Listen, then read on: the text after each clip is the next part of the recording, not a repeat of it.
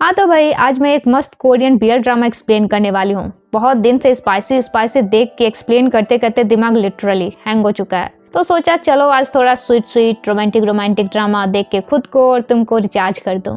Story के बारे में क्या ही इंट्रो दूँ, बस इतना समझ लो कि स्टोरी देखोगे तो लास्ट में ये नहीं कहोगे कि स्टोरी बेकार थी। फुल ऑन बटरफ्लाइज देने वाली स्टोरी है। तो फिर चलो बस स्टार्ट कर देते हैं।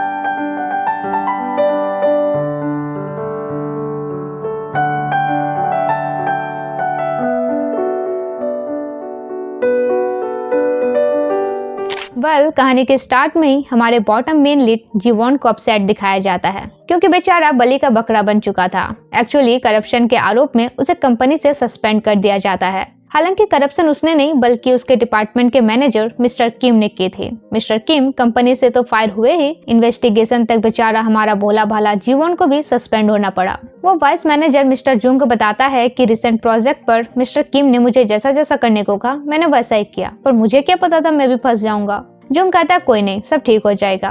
अगले दिन जीवॉन अपने एक फ्रेंड के साथ ड्रिंक कर रहा होता है और उसका फ्रेंड उसे सुना रहा होता है कि यार इतना सीधा आज के जमाने में कौन ही होता है, तुम अपने मैनेजर को ना नहीं बोल सकते थे, कभी तो झूठ बोलना सीख लिया करो। जीवॉन कहता है अगर दूसरे झूठ बोलेंगे तो क्या मैं भी बोलूंगा? अगर कोई मेरा वॉलेट छीन लेगा तो क्या मैं भी दूसरों का वॉलेट छीनने लगूंगा? उसका फ्रेंड कहता है ओ भाई, फिर तुम शरीफ ही बने रहो और इस तरह अपने जॉब से हाथ धोते रहो। ये सुनकर जीवॉन टेंशन में आ जाता है। सोचने लगता है कि अगर जल्दी कोई जॉब नहीं मिली तो इतने सारे लोन्स कैसे चुकाएगा। उसका फ्रेंड कहता है एक काम करो, तुम्हारा दिमाग ऑलरेडी हैंग हो चुका है, फिलहाल कुछ दिन के लिए ट्रिप पर जाओ, मूड वगैरह फ्रेश करो, फिर नई जॉब ढूंढते रहना। तो जीवॉन भी सोलो ट्रिप पर कंट्री साइड टाउन निकल जाता है। अब सेट होकर वो बीच पर बैठ जाता है कि ऊपर से एक बर्ड उस पर पॉटी कर देती है। वो सोचता है मतलब इतना खराब दिन चल रहा है मेरा। फिर वो एक रेंटल रूम में शिफ्ट हो जाता है। उसे भूख लगी थी तो हाउस ओनर उसे फूड सर्व करती है। इसी बीच कंपनी का एक कॉलीग उसे कॉल करता है। जीवॉन पूछता है मेरे बारे कोई न्यूज मिली या नहीं, मुझे जॉब पर वापस बुलाया जाएगा या नहीं।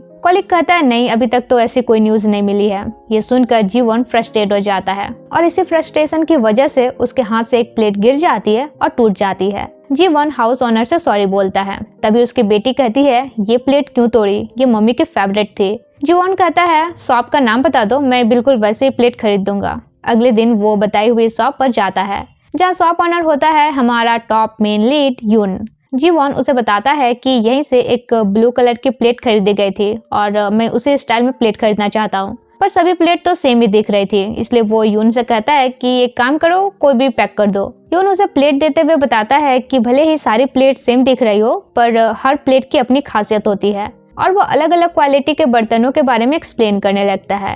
ये सुनकर जीवॉन काफी इम्प्रेस हो जाता है और कहता है ठीक है ये वाली पैक कर दो, ये काफी इम्पोर्टेंट लग रही है। अब पे करने के दौरान जीवॉन को याद आता है कि कुछ दिन पहले मिस्टर जुंग ने बताया था कि कोरिया का सबसे फेमस आर्टिस्ट का बेटा यून कहीं हाइड है और कंपनी के चेयरमैन उसे ढूंढ रहे हैं क्योंकि वो उनका फेवरेट आर्टिस्ट है। जीवॉन पूछता है पर वो गायब क्यों हुआ? मिस्टर जुंग बताता है कि पता नहीं, लेकिन 2 साल पहले उस कॉन्ट्रैक्ट के बाद ही वो गायब है। एक धुंधले से फोटो दिखाकर जुंग कहता है कि हमें इसे ढूंढना होगा, ये कंपनी के लिए बहुत इंपॉर्टेंट पर्सन है। तो यहाँ जीवॉन पहचान लेता है कि बंदा तो यही है जिसे कंपनी ढूंढ रही है। वो जल्दी जल्दी प्लेट खरीद कर बाहर निकल जाता है और इमेजिन करता है कि अगर वो चेयरमैन को बता दे कि यून यहाँ छुपा है तो चेयरमैन उसे हक करके वापस जॉब पर रख लेंगे। पर फिर वो सोचता है कि इसके हाइड होने का भी तो कोई रीजन हो सकता है और तभी उसे मैसेज आता है कि सितंबर से पहले लोन पे बैक कर देना है। वो सोचता है माफ करना यार, पर नौकरी भी जरूरी है और जुंग को कॉल करके बताता है कि यून इस सिटी में छुपा है।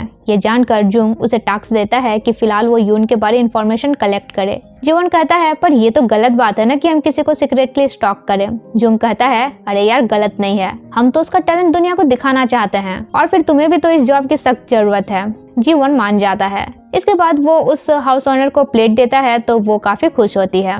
नेक्स्ट डे वो यून के शॉप दोबारा जाता है और पार्ट टाइम जॉब के लिए पूछता है, जिस पर यून कहता है कि नहीं मुझे अभी कोई पार्ट टाइमर नहीं चाहिए। जीवॉन चला जाता है और नेक्स्ट डे फिर आता है, फिर पार्ट टाइम जॉब के लिए पूछता है। यून अगेन उसे मना कर देता है। यून का एक फ्रेंड पूछता है कौन लड़का था वो? यून कहता है पता नहीं, पार्ट टाइम जॉब चाहिए उसे। नेक्स्ट डे जीवन फिर उसके पास जाता है और अब यून को गुस्सा आने लगता है। जीवन कहता है एक्चुअली मैं अभी जॉबलेस हूँ और फ्रस्ट्रेशन दूर करने ट्रिप पर आया हूँ, तो कुछ दिन अपना मूड सही करने के लिए मुझे पार्ट टाइम जॉब करना है। यून कहता है कर ले बकवास, अब जाओ और दोबारा वापस मत आना। जीवन सोचता है अगर उसके शॉप पे काम नहीं किया तो कैसे इन्फॉर्मेशन कलेक्ट करूंगा। फिर वो वहाँ आसपास के शॉप ऑनर से यून के बारे पूछता है। एक बताती है कि यून 2 साल पहले यहाँ शिफ्ट हुआ है, काफी सीरियस टाइप का बंदा है, किसी से उतना बात भी नहीं करता, बस डोंग नाम के लड़के के साथ उसकी अच्छी फ्रेंडशिप है। तब जीवन डोंग को अप्रोच करके उसके शॉप पर पार्ट टाइम काम पर लग जाता है और इसी बीच मौका पाकर यून के शॉप पर ताक झाक करने लग जाता है। डोंग आकर कहता है ये क्या कर रहे हो, चलो कुछ खा लेते हैं, और उसे एक फूड शॉप ले जाता है। फिर पूछता है तुम यून के शॉप पर काम करना क्यों चाहते हो, वो तो एक नंबर का खड़ूस इंसान है, उससे फ्रेंडशिप करने में मुझे भी काफी टाइम लग गया था। तभी वहाँ होट्टी नाम का एक बंदा उन्हें फूड सर्व करते हुए डोंग से कहता है थोड़ा कम शोर नहीं कर सकते तुम। डोंग कहता है ज्यादा बके ना, एक रैप्टा खींच के दूंगा। फिर जीवन को बताता है कि ये मेरे आंटी का बेटा है। नेक्स्ट डे यून डोंग से कहता है तुमने उसे पार्ट टाइम जॉब के लिए क्यों रखा। डोंग कहता है अरे भाई क्यों नहीं रखता, मुझे हेल्पर की जरूरत थी सो रख लिया। तब तक वहाँ जीवन भी पहुंच जाता है तो यून इरिटेट होकर चला जाता है। जीवन देखता है कि उसने अपना सिरप ले जाना भूल गया है तो फटाक से देने चला जाता है। यून गुस्सा से उसे जाने कहता है। जीवन कहता है तुम मुझसे गुस्सा क्यों रहे हो, एटलीस्ट रीजन तो बता दो। यून उसके क्लोज होने लगता है ये टेस्ट करने के लिए कि क्या जीवन उस पर इंटरेस्टेड तो नहीं है, पर इससे जीवन तो हद नर्वस होने लगता है। यून उसे किस करने वाला था मगर जीवन उसे रोकता है तो यून हल्की से स्माइल के साथ दूर हो जाता है। जीवन पूछता है ये क्या था। यून कहता है बस श्योर हो रहा था कि तुम लड़कों में इंटरेस्टेड हो या नहीं, पर तुम हो नहीं इसलिए चुपचाप से यहाँ से चले जाओ। जीवन कहता है क्या तुम्हें नहीं लगता अभी जो तुमने मेरे साथ किया उसके लिए तुम्हें माफी मांगनी चाहिए। तो यून भी उसे सिंपली माफी मांगता है, जिस पर जीवन कहता है सॉरी के बदले एक फेवर कर दो, मुझे तुम्हारे पोएट्री क्लास में ज्वाइन होने का परमिशन दे दो। तो यून भी अग्री कर जाता है। नेक्स्ट डे जीवन उसके पोएट्री क्लास में जाता है जहाँ एक आंटी पूछती है अरे तुम्हें भी पोएट्री में इंटरेस्टेड है। वो सोचता है पोएट्री में नहीं इस बंदे में इंटरेस्टेड है। अब क्योंकि उसकी आज फर्स्ट क्लास थी तो यून उसे बेसिक इन्फॉर्मेशन देने लगता है, वहीं जीवन का ध्यान तो बस उस पर ही था। यून कहता है मुझे देखना बंद करो, जो बता रहा हूँ उस पर ध्यान दो, और उसे क्ले लेकर ट्राई करने कहता है। जीवन से नहीं हो रहा था तो यून उसे पकड़कर सिखाने लगता है। अगले दिन यून देखता है कि जीवन अकेला क्लास में प्रैक्टिस कर रहा है। कुछ टाइम बाद जीवन बाहर निकलता है और यून से लिफ्ट मांगता है कि तुम भी तो अभी शॉप जा रहे हो ना, मुझे लिफ्ट दे दो। यून कहता है मैं ऑपोजिट डायरेक्शन में जा रहा हूँ और चला जाता है। अब जीवन गूगल मैप के भरोसे जाने लगता है, पर गूगल मैप भी कोई भरोसे करने वाली चीज है, बेचारा डायरेक्शन गड़बड़ा जाता है। तभी मिस्टर जुंग का कॉल आता है। जीवन कहता है यून के बारे इन्फॉर्मेशन कलेक्ट करने के लिए पहले मुझे उसे क्लोज होना पड़ेगा, और तभी वहाँ यून आ जाता है और उसे अपनी कार में बैठने कहता है। जीवन पूछता है तुम तो कहीं और जा रहे थे ना। यून कहता है कैंसिल हो गया। जीवन कार में बैठ जाता है और अपना हाथ सनरूफ से बाहर निकालता है। यून उसका हाथ अंदर करते हुए कहता है ऐसा करना डेंजरस है। थोड़ी देर बाद जीवन को ठंड लगने लगती है तो यून सनरूफ बंद कर देता है और एसी का टेम्परेचर कम कर देता है। जीवन कहता है वाओ तुम्हारी गर्लफ्रेंड तो बहुत लकी होगी, इतना केयर तो मुझे भी स्पेशल फील करा रहा है। यून कुछ नहीं बोलता। जीवन मजाक में कहता है कि यार तुम सच में कुछ ज्यादा ही खड़ूस हो, कुछ तो बोलो। लेकिन जीवन को कौन बताए कि भाई यून ऑलरेडी उसे अट्रैक्ट होता जा रहा है। खैर वे शॉप पर पहुंचते हैं जहाँ डोंग हैरान होता है कि यून जैसा खड़ूस बंदा किसी को लिफ्ट दे कैसे सकता है। यून उसे कहता है ज्यादा दिमाग नहीं लगाओ। अगले दिन जीवन देखता है कि होट्टी कुछ टॉयज पिक करने की कोशिश कर रहा है और नहीं सक रहा है, तब वो उसके बदले ट्राई करता है। तभी वहाँ एक बंदे आकर होट्टी को मारने लगती है और चिल्लाती है कि तुम मुझे ब्रेकअप कैसे कर सकते हो। किसी तरह जीवन सिचुएशन संभालता है और होट्टी को कैफे ले आता है और डोंग से मेडिसिन किट मांगता है। डोंग इरिटेट होकर होट्टी से कहता है फिर गर्लफ्रेंड से पिट कर आ गया, और उसे मेडिसिन लगा देना चाह ही रहा था कि होट्टी गुस्साते हुए कहता है मैंने मना किया है ना, मुझे टच मत करो। वैसे इनकी बैकग्राउंड स्टोरी सॉलिड है, आगे पता चलती जाएगी तुम्हें। तो डोंग जीवन से कहता है कि तुम मेडिसिन लगा दो, मैं बाहर हूँ। वहीं यून जीवन को मेडिसिन लगाते हुए देखता है मगर उसके फेस में कोई रिएक्शन नहीं होता।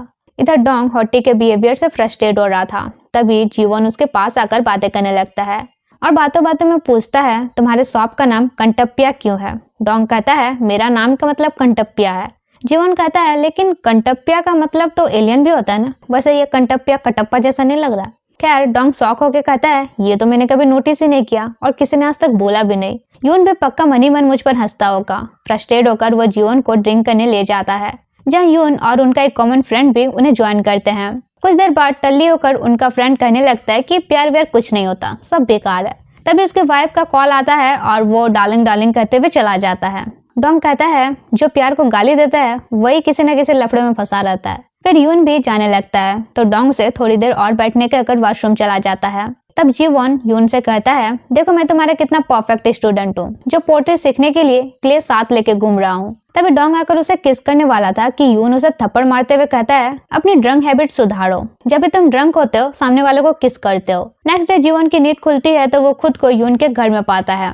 वो काफी हैरान होता है, इवन उसके बनाए हुए पोर्ट देखकर और भी हैरान होता है और सोचता है यून यहाँ दूसरी आइडेंटिटी के साथ क्यों रह रहा है। तब तक यून बाहर से ब्रेकफास्ट लेकर आ जाता है। जीवन कहता है, सॉरी कल ड्रंक होकर अगर कुछ उल्टा सीधा कर दिया हो तो। फिर देखता है उसके नेक पर कुछ लगा है तो साफ कर देना चाह रहा था, मगर यून उसे टच करने से मना करता है। तभी डोंग भी रूम से बाहर निकलता है और कहता है, ऐसा कैसे हो सकता है कि यून ने हम दोनों को अपने घर लाया, इवन हमारे लिए हैंगओवर सूप और ब्रेकफास्ट भी लाया। ये कब से इतना अच्छा बन गया।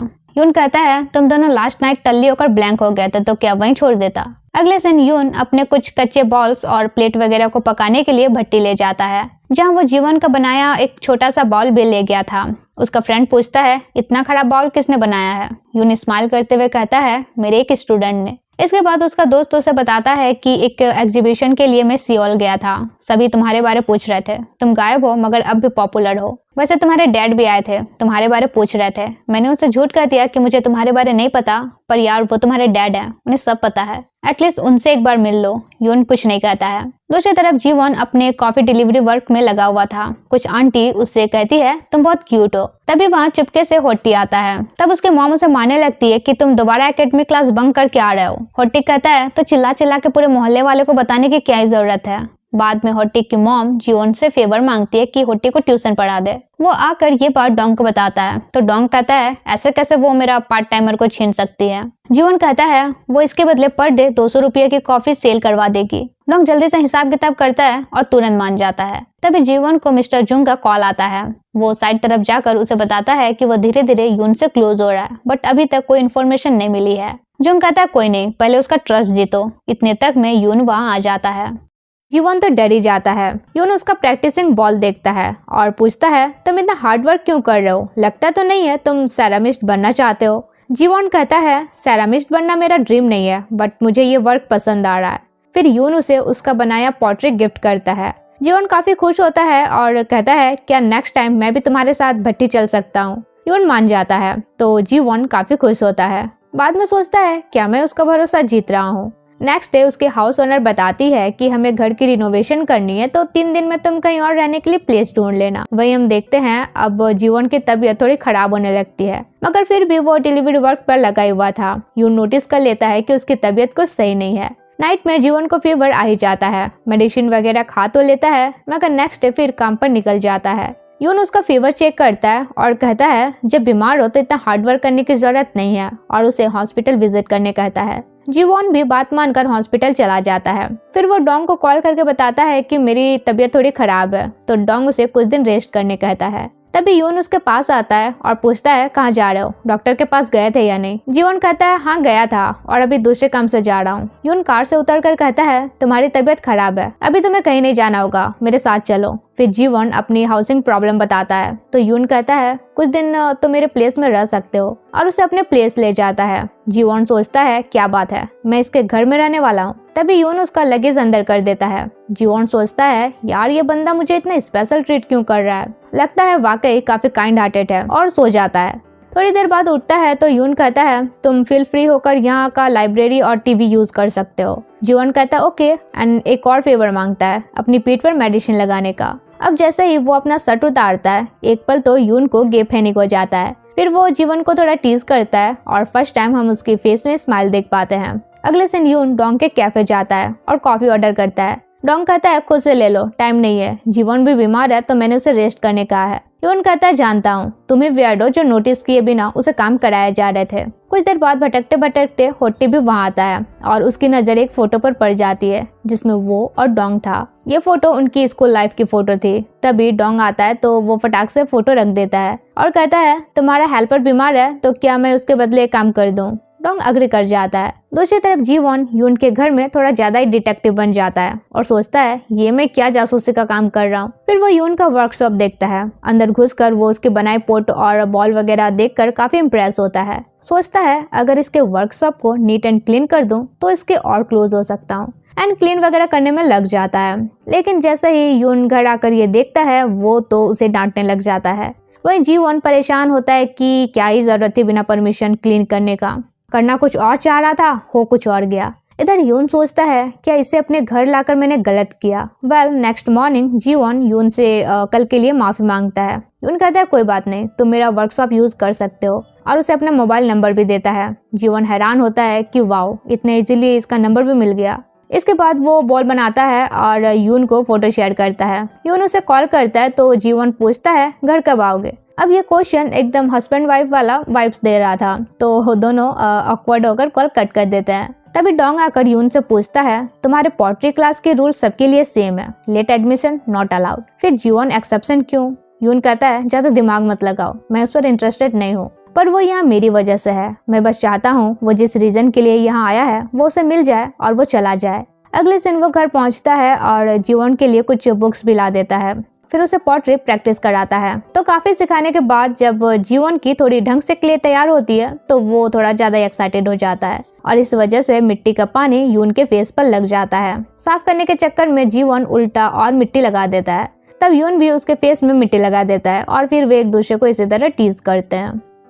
इसके बाद वे मिलकर वर्कशॉप क्लीन करते हैं। यून पूछता है तुम हर चीज में इतना हार्ड वर्क क्यों करते हो? जीवन कहता है पता नहीं, मुझे ऐसा लगता है जैसे अगर मैं जल्दी जल्दी कुछ नहीं किया तो पीछे रह जाऊंगा या दोबारा मौका नहीं मिलेगा। यून उसे समझाता है कि रिलैक्स करना भी जरूरी होता है और उसके फेस में कुछ दाग रह गया था तो यून साफ कर देता है। इससे जीवन की हार्ट बीट फास्ट होने लगती है और वो सोचता है ये क्या था, मैं लड़का होकर ऐसा क्यों फील कर रहा हूँ। सीन चेंज होता है जहाँ यून अपने एक प्रोफेसर से मिलने जाता है जो हॉस्पिटल में एडमिट थे। वे कहते हैं तुम मेरे नंबर 1 स्टूडेंट हो, मैं ये नहीं पूछूंगा तुम हाइट क्यों हो, पर इतना जरूर कहूंगा पोट्री फील्ड को गिव अप मत करना। अब इसी हॉस्पिटल में उसकी मुलाकात अपने एक्स से हो जाती है। उनकी कन्वर्सेशन से हमें पता चलता है कि उनकी काफी सीरियस लव स्टोरी रही थी, मगर बाद में यून को पता चलता है कि उसका लवर बस उसके पैसों के लिए उसके साथ था। ये सब पास्ट की यादें यून को अंदर से काफी स्ट्रेस में डाल देती है। उधर काफी रात होने पर भी यून घर नहीं आता है तो जीवन काफी वरीड होता है।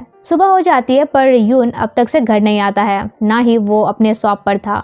जीवन डोंग के पास जाता है जहाँ डोंग बताता है कि अभी डिलीवरी का काम होट्टी कर रहा है। होट्टी जीवन को देखकर कहता है तुम तो अभी भी मरियल जैसा दिख रहे हो, जाओ कुछ दिन और रेस्ट करना, जिस पर डोंग उसे डांट देता है। फिर जीवन डोंग से पूछता है यून कहाँ गया होगा, वो रात में भी घर पे नहीं आया था। डोंग जानकर हैरान होता है कि जीवन यून के घर में रह रहा है क्योंकि यून अपने घर में बेरली ही किसी को ले जाता है। अब आज रात भी जीवन सोचता है पता नहीं आएगा या नहीं। तभी यून घर आता है मगर उसे हाई फीवर थी। जीवन तुरंत उसकी कार लेकर मेडिसिन खरीदने चला जाता है। फिर आकर उसकी बॉडी वाइप करता है एंड उसे मेडिसिन खा लेने कहता है, पर यून तो हाफ कॉन्शियस था, इसलिए जीवन के पास माउथ टू माउथ मेडिसिन खिलाने के अलावा कोई ऑप्शन नहीं था। पर जब वो ऐसा करता है उससे पहले ही यून अपनी आंखें खोल लेता है, हल्की से स्माइल करता है और कहता है थैंक्स मेरे लिए इतना हद तक जाने के लिए। फिर वो खुद से मेडिसिन वगैरह ले लेता है और जीवन भी बाहर चला जाता है। तभी मिस्टर जुंग जीवन को कॉल करता है तो वो अपडेट देता है कि यून की तबीयत थोड़ी खराब है, जिस पर जुंग कहता है अच्छा है, उसकी टेक केयर करो ताकि और क्लोज हो पाओगे। नेक्स्ट डे यून की नींद खुलती है तो देखता है जीवन बाहर ही टेबल पर सो गया है। जीवन उठकर उसका फीवर चेक करता है और कहता है मैंने तुम्हारे लिए ऑलरेडी ब्रेकफास्ट खरीद लिया है। यून काफी स्पेशल फील करता है और उसे थैंक्स कहता है। जीवन कहता है वैसे थैंक्स के लायक तो नहीं हूँ और उसे उसकी कार दिखाता है जो कीचड़ से चमक रही थी। जीवन कहता है सॉरी, जल्दी आने जाने के चक्कर में तुम्हारी कार की ऐसी हालत हो गई। यून को तो बिल्कुल भी गुस्सा नहीं आता है, ऊपर से उसे टीज करके और मजे लेता है। जीवन जितना टीज होता है यून उसे उतना टीज करता है और दोनों मस्ती करने लग जाते हैं। अगले दिन यून उसे भट्टी ले जाता है और कहता है नेक्स्ट टाइम कभी लाऊंगा तब मटेरियल कैसे पकाना है वो दिखाऊंगा, फिलहाल उन्हें ग्लेज कैसे किया जाता है वो सिखाता हूँ चलो, और उसे करके दिखाने लगता है। इसी दौरान जीवन की नजर यून की कुछ पुरानी इंजरीज पर जाती है जो भट्टी में बर्तन पकाते वक्त लगी थी। जीवन को ये इंजरीज देखकर बुरा फील होता है पर यून को अच्छा फील होता है कि कोई उसके लिए वरीड हो रहा है। जीवन भी सीक्रेटली यून को एडमायर करने लगता है। दूसरी तरफ होट्टी वही फोटो को देखकर स्माइल करता है और एक फ्लैशबैक याद करता है जब दोनों स्कूल से घर रिटर्न आ रहे थे। उस वक्त भी होट्टी का हर 2 दिन में ब्रेकअप हो जाता था और हर बंदी से वो पिटाता ही था और हर बार डोंग उसकी मलहम पट्टी करता था। फिर होट्टी देखता है कि डोंग ने एक वॉच भी संभाल के रखी है और ये वॉच होट्टी ने उसे दी थी और लाइफ टाइम उसे संभाल के रखने कहा था। ये सब वो याद कर ही रहा था कि डोंग आ जाता है। होटी कहता है इतने दिन जीवन के बदले जो मैंने तुम्हारी हेल्प की उसके बदले चलो ट्रीट दो, और ट्रीट लेने के बहाने उसे बीच पर ले जाता है जहाँ जीवन और यून भी टपक जाते हैं। होटी सोचता है मिल गया कबाब में हड्डी। तभी जीवन स्काई लैंटर्न देखकर काफी एक्साइटेड होता है तो डोंग होटी को एक लैंटर्न खरीदने भेज देता है। जीवन भी उसके साथ जाता है। इधर डोंग यून से कहता है जीवन को अपने घर में रखे हो और मुझे बताया तक नहीं, मामला क्या है। फिर समझाता है मुझे नहीं पता तुम्हारी फीलिंग्स क्या है, पर याद दिला दूं वो यहाँ टेम्परेरी आया है, वो चला जाएगा। तब तक से दोनों लैंटर्न खरीद कर आ जाते हैं। फिर सब अपने अपने विशेष लिखते हैं जिसमें यून लिखता है आई होप हमारी फीलिंग्स सेम हो। फिर सब मिलकर लैंटर्न उड़ाते हैं। इसके बाद वे ड्रिंक करते हैं जहाँ जीवन को ज्यादा ड्रिंक करके बाहर फ्रेश हवा लेने चला जाता है। यून भी उसके पीछे जाता है। जीवन कहता है अभी अभी जो तुमने विश लिखी थी क्या वो लव लाइफ के लिए थी? वैसे तुम काफी हैंडसम हो, कूल हो, तुम तो कभी भी अपने टाइप के पार्टनर को पालोगे और वो बंदी काफी थैंकफुल होगी जिसे तुम लाइक करोगे। यून कहता है पता नहीं, मैं खुद कंफ्यूज हूँ कि मैं उसे लाइक करता भी हूँ या नहीं। एक्चुअली वो मेरे टाइप का पर्सन बिल्कुल भी नहीं है। यूजुअली मैं मैच्योर एडल्ट टाइप प्रीफर करता हूँ, बट वो पर्सन काफी चाइल्डिश है, इसलिए मैं उसकी केयर करना चाहता हूँ। जीवन सैड होते हुए कहता है डेफिनेटली तुम उसे लाइक करते हो। यून हंसते हुए कहता है और उस पर्सन को कोई आइडिया भी नहीं है कि मैं उसे लाइक करता हूँ। ये सब सुनकर जीवन जेलसी से अपसेट होता है। वही यून स्माइल करता है कि अब भी वो समझ नहीं पा रहा है कि वो उसे ही लाइक करता है। खैर यून जीवन को उसका मफलर पहना देता है जिस पर जीवन कहता है क्या अपनी पसंद की लड़की को भी तुम ऐसा ही मफलर पहनाओगे? यून कुछ नहीं कहता है। दूसरी तरफ होटी अचानक से डोंग से कहता है एक मंथ के लिए मुझे डेट करो, ब्रदरहुड में नहीं बल्कि रोमांटिक वे में। ये सुनकर डोंग से खींच के एक रैप्टर दे देता है। उधर जीवन मिस्टर जुंग को यून के बारे अपडेट दे रहा था और सोचता है मैं इसके बारे ऐसे एक्सप्लेन कर रहा हूँ जैसे यून पर नॉवल लिख रहा हूँ। तभी यून उसे पोट्री क्लास के लिए बुलाता है। यून काफी खुश दिखाई दे रहा था तो जीवन पूछ लेता है ऐसे स्माइल तो तब होती है ना जब किसी से प्यार हो। यून कहता है क्या बड़बड़ा रहे हो, प्रैक्टिस करो चलो। फिर उसे डेमो देकर दिखाता है और बाद में उसे भी ट्राई करने कहता है, लेकिन फर्स्ट बार में तो जीवन हैंडल ही नहीं कर पाता है। यून स्माइल करता है और उसे पकड़ के सिखाने लगता है।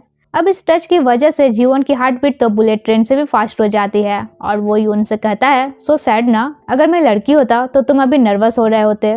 यून कहता है क्या तुम्हें नहीं लगता है वो फीलिंग्स तब भी हो सकती है जब मैं एक लड़के के साथ रहूं? दोनों काफी नर्वस थे, लेकिन मर्द थे भाई, अपनी नर्वसनेस ऐसे कैसे शो कर सकते थे। उधर जीवन यून की बातें भुला ही नहीं पा रहा था। रात में उसे नींद तक नहीं आती है। सुबह अपने आप को तसल्ली देता है कि एडमायर करना गलत थोड़े है, सेलिब्रिटी को भी तो लोग एडमायर करते हैं चाहे जेंडर सेम हो, इसलिए ज्यादा दिमाग नहीं लगाना चाहिए। फिर वो शावर लेकर निकलता है तो यून उसका हेयर वाइप कर देता है। अब बेचारा अभी अभी उसने अपने दिल को तसल्ली दी थी, अब फिर उसकी हार्ट बीट फास्ट होने लगती है। तब वो यून से कहता है अब मुझे अपने लिए कहीं और रूम ढूंढना चाहिए, मेरी तबीयत भी सही हो चुकी है, बेवजह तुम्हारे घर पर रहना सही नहीं है। ये सुनकर बाद में यून अपना गुस्सा क्ले पर उतारने लगता है। खैर शाम में घर लौटता है तब जीवन बताता है कि कल वो ये घर खाली कर देगा। यून कहता है जाने से पहले तुम्हारा घाव दिखाओ, ठीक हुआ है या नहीं। जीवन तो पहले मना करता है, फिर बिना शर्ट खोले ही दिखाने लगता है। यून कहता है लगता है ठीक हो गया होगा, तुम जा सकते हो। नेक्स्ट डे जीवन न्यू रूम ढूंढने लगता है। यून भी उसके साथ होता है। तो यहाँ यून को कोई भी घर पसंद नहीं आता है। जीवन कहता है मुझे रहना या तुम्हें, और वैसे भी मेरे बजट के हिसाब से ऐसा ही खटारा घर मिलेगा। यून पूछता है तो फिर तो मेरा कंफर्टेबल घर छोड़े ही क्यों? जीवन कहता है मैं वहाँ कंफर्टेबल नहीं था, मैं तो ढंग से सांस भी नहीं ले पाता था। यून कहता है इतने अनकंफर्टेबल थे तब सॉरी, और चला जाता है। अगले दिन जीवन डोंग का कैफे आता है जहाँ डोंग कहता है यून चाह रहा था तुम्हें कुछ दिन और रेस्ट करने के लिए छुट्टी दे दो। जीवन कहता है नहीं, मैं अब बिल्कुल ठीक हो चुका हूँ और दूसरी जगह रूम भी ढूंढ रहा हूँ। डोंग कहता है अच्छा, मुझे लगा यून तुम्हें जाने नहीं देगा। फिर उसे एक फीमेल कैफे ऑनर से इंट्रोड्यूस कराता है और बताता है कि मैं यून और के थोड़े क्लोज हैं। अगले दिन जीवन कॉफी डिलीवर करके लौट ही रहा था कि डोंग और होटी को बातें करता हुआ सुनता है, जहाँ डोंग होटी से कहता है तुम पागल हो क्या, मैंने कहा है ना मैं तुम्हें डेट नहीं कर सकता, तुम मेरे भाई जैसे हो।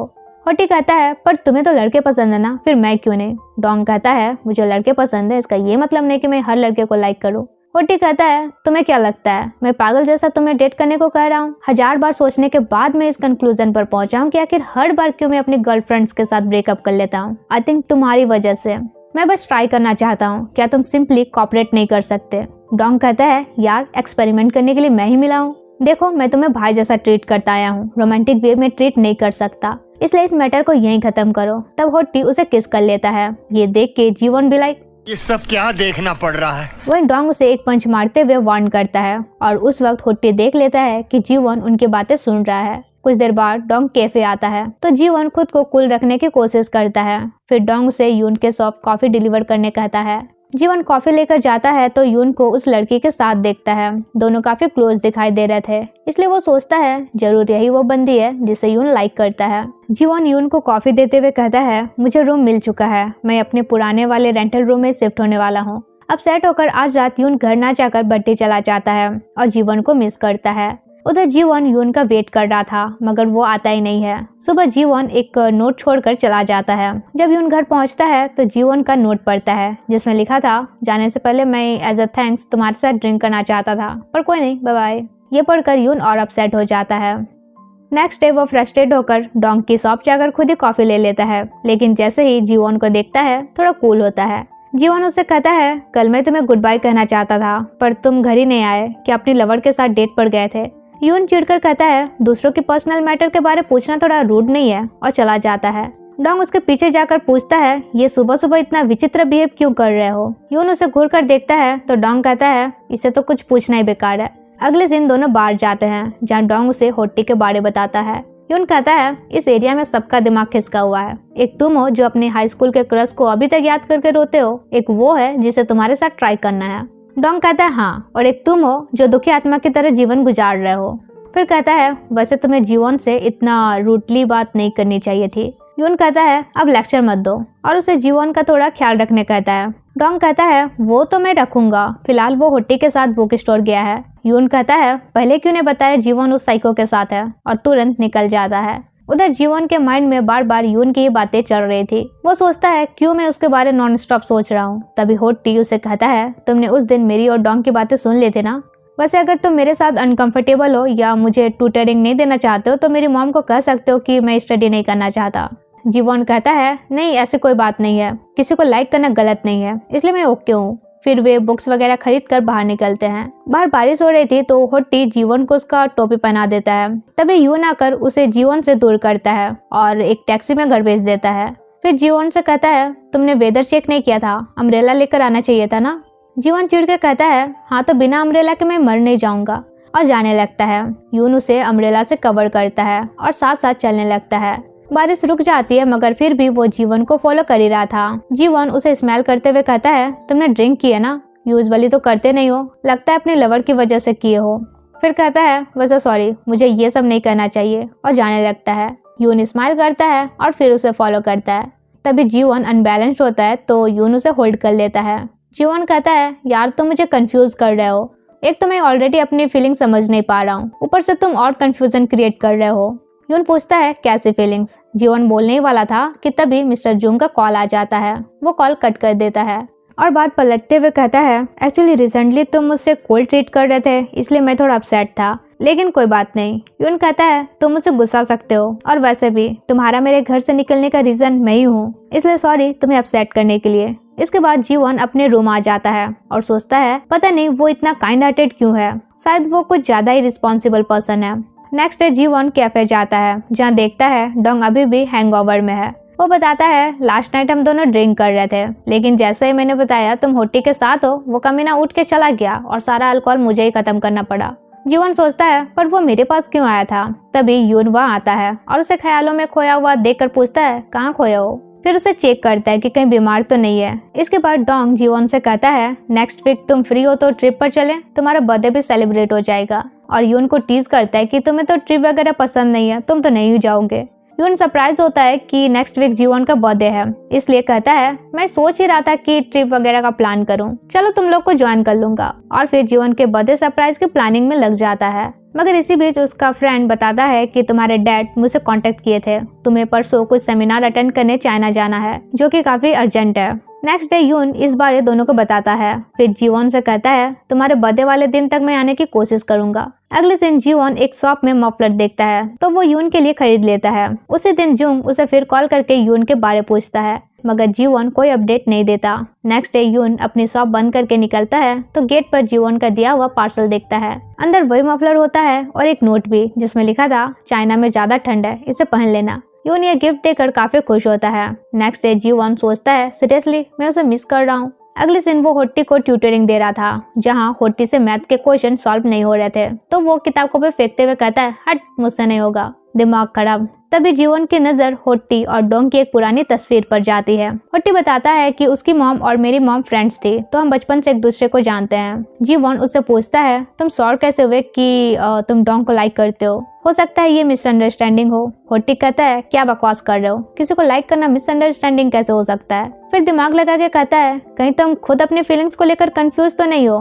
अगर तुम यून को लाइक करते हो तो सीधा कन्फेस कर दो। जीवन कहता है, नहीं कर सकता, अगर उसने मना कर दिया तो हम फिर से स्ट्रेंजर बन जाएंगे। होट्टी कहता है, यार तुम तो बहुत ही दुखी स्टेज में हो, चलो ड्रिंक सिंग करते हैं। जीवन कहता है, नहीं, कल डोंग के साथ ट्रिप पर जाना है। होट्टी कहता है, ऐसी बात है, फिर मुझे भी ट्रिप पर ऐड करवाने के लिए तुम्हें मेरी हेल्प करनी पड़ेगी। इसलिए उसके कहने पर जीवन उनकी बुक कार को कैंसिल कर देता है, जिसके बाद होट्टी उन्हें अपनी कार में चलने को कहता है। डोंग काफी फ्रस्ट्रेट होता है, मगर जीवन उसे पकड़कर कार में बैठा देता है। कैंप पर जाकर डोंग होट्टी से कहता है, अच्छे से केक रेडी करो। होट्टी कहता है, तुम 1 महीना डेट करने के लिए हाँ कह दो, सब अच्छे से करूंगा। डोंग उसे मारना चाह रहा था, मगर होट्टी उसका हाथ पकड़ लेता है और कहता है, क्या हमेशा मारते रहोगे, कभी ऐसे हाथ पकड़ लिया करो। उधर जीवन सोचता है, उसने अब तक मुझे कोई मैसेज क्यों नहीं किया।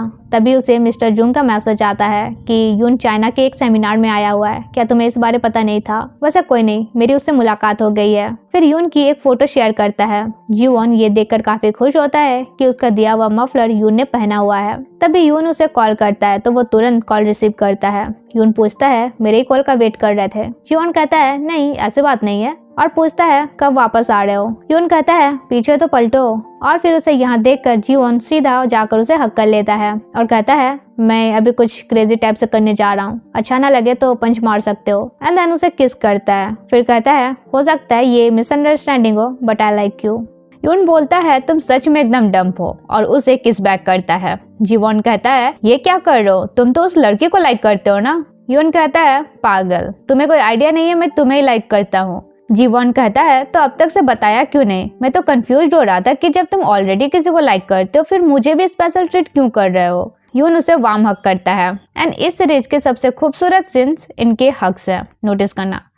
यून उसे हक करते हुए अपना बॉयफ्रेंड बनने कहता है और जीवन भी हाँ कह देता है। तभी होट्टी जीवन को आवाज लगाते हुए आता है, तो दोनों छुप जाते हैं। होट्टी उसे इधर उधर ढूंढता है, फिर चला जाता है। वहीं यून जीवन से कहता है, कहीं और जाकर टाइम स्पेंड करे। जीवन हाँ कहता है। उधर डोंग इरिटेट होता है कि जिसके लिए इतना अरेंजमेंट किया था वही भाग गया, सीरियसली। होट्टी ड्रिंक ऑफर करते हुए कहता है, गटक लो, डोंट वरी, ड्रंक हो भी जाओगे तो कुछ करूंगा नहीं। फिर कहता है, सच सच बताओ, तुम फ्रस्ट्रेट इसलिए हो ना कि मैं तुम्हें सिर्फ 1 महीना ही डेट करने कह रहा हूँ। डोंग कुछ नहीं कहता है। सीन चेंज होता है जहाँ वे दोनों बीच पर जाते हैं। यून जीवन का हाथ पकड़ता है तो जीवन नर्वस होता है। यून कहता है, क्या हुआ, यहाँ तो कोई भी नहीं है। जीवन कहता है, नहीं, बस तुम्हारे साथ हूँ इसलिए नर्वस हूँ। यून कहता है, वैसे तुम्हारे लिए एक बर्थडे गिफ्ट है, मेरे घर वापस शिफ्ट हो जाओ तभी मिलेगा। फिर जीवन बालू पर लिखता है, जीवन लव्स यून। यून उसके अराउंड एक घेरा ड्रॉ करता है और कहता है, ये हमारा वर्ल्ड है, तुम जहाँ भी रहोगे मैं तुम्हें देख सकता हूँ।